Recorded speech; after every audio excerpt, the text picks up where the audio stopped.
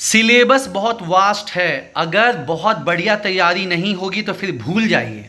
तो हम लोग जो टेस्ट स्टार्ट कर रहे हैं वो कैसा करवाएंगे, जैसे हर टेस्ट में आपको 15 क्वेश्चन तो एटलीस्ट लिखना पड़ेगा और वीक में आपको एक हफ्ते में कम से कम 45 क्वेश्चन जो है दोस्तों वो करना पड़ेगा, तभी बात बनेगा, है ना। 40 से 45 क्वेश्चन आपको लिखना ही होगा।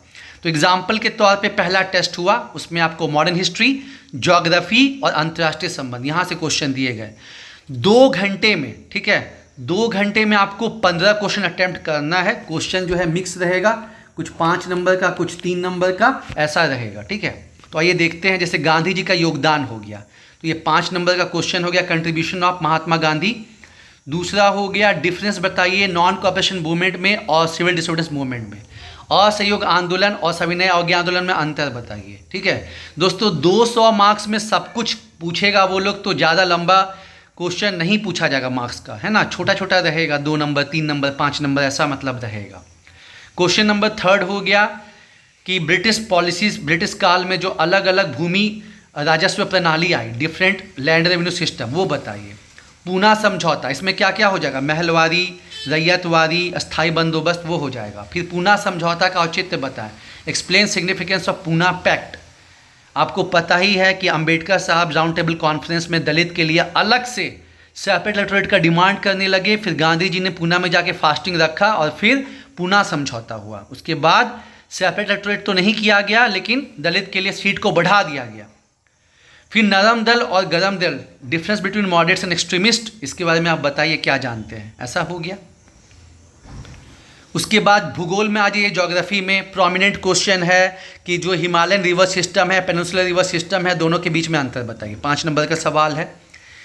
जानते हैं कि जो भारत का मानसून है उस पर एल नीनो, ला नीना का प्रभाव पड़ता है। तो जब एल नीनो होता है तो ड्राउट हो जाता है, सूखा पड़ जाता है। ला नीना होता है तो खूब बारिश होती है। तो आपको जो है, और ज्योग्राफी में तो मैप कंपलसरी है, फ्लो चार्ट डायग्राम सब दिखाना ही दिखाना है, खासकर जब क्वेश्चन 5 नंबर का, 3 नंबर का है, तो एक भी छोटा डायग्राम दिखाइए, लेकिन दिखाइए, है ना। उसके बाद भारत जो आपका हिमालय की उत्पत्ति हुई है, एवोल्यूशन ऑफ हिमालयाज, आप जानते हैं अलग अलग फेज में हुई है, trans Himalaya, greater Himalaya, middle Himalaya, Shivalik, उसके बारे में आपको बताना है। मैप मस्ट है। भारत में अलग अलग सिस्मिक जोन है, जो नंबर 2, 3, 4 आपको बताने कौन कौन से हैं। और भारत जो है पेरिस जलवायु समझौता को फॉलो करते हुए 5 अमृत अपना जो है लाया है। तो पूछा जा सकता है कि भारत का 5 अमृत के बारे में बताइए।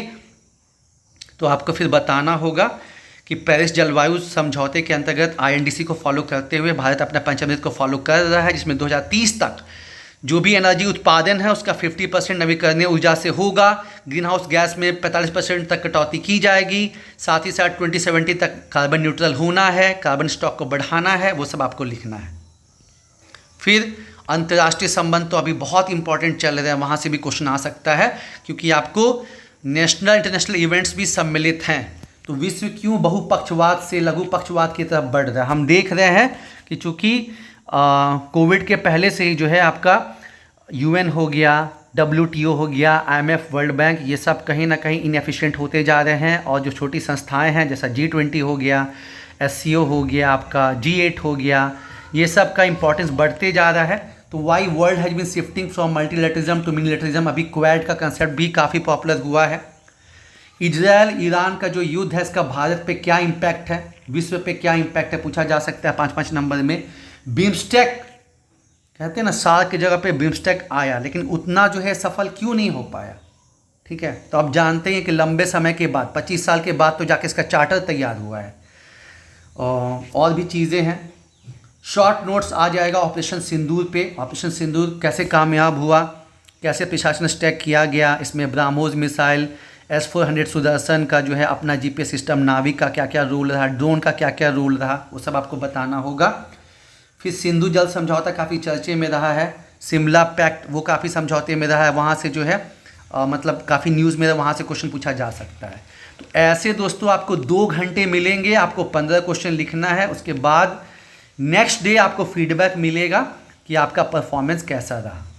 ठीक है, जैसे मान के चलिए कि मंडे को आपने टेस्ट दिया, जिसमें आपने हिस्ट्री, ज्योग्राफी, IR का टेस्ट दिया। फिर एक दिन बीच करके वेडनेसडे को जो टेस्ट होगा बुधवार को, उसमें आपको पॉलिटी, इकोनॉमी, ये सब का टेस्ट देना होगा। और फिर एक दिन बीच करके फ्राइडे को आपको जो है झारखंड स्पेशल होगा, और फिर संडे को या किसी भी दिन जो है आपको ओवरऑल फीडबैक आपको मिलेगा कि आपका कैसा कैसा परफॉर्मेंस है, कहाँ क्या और सुधार करने की ज़रूरत है।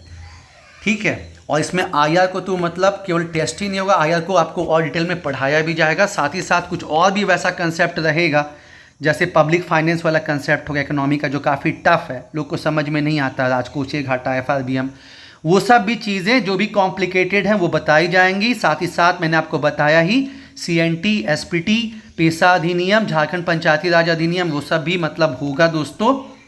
लगड़ के मेहनत हम भी करेंगे, आपको भी करना होगा, तभी जाके बात बनेगा यारों।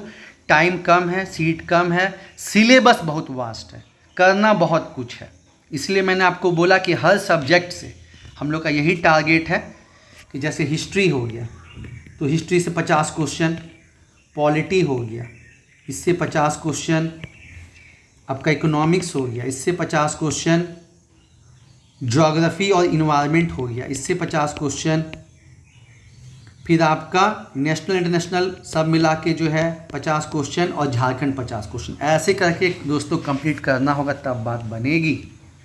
बहुत वास्ट सिलेबस है, लेकिन वही बात है कि जो अभी से लगेगा उसका बात बन जाएगा।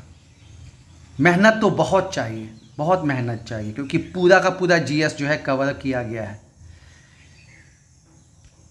ठीक है दोस्तों, अगर आप लोग इंटरेस्टेड हैं तो आपको नंबर बता ही दिया है 6299319155, इस पर कॉन्टेक्ट कर सकते हैं।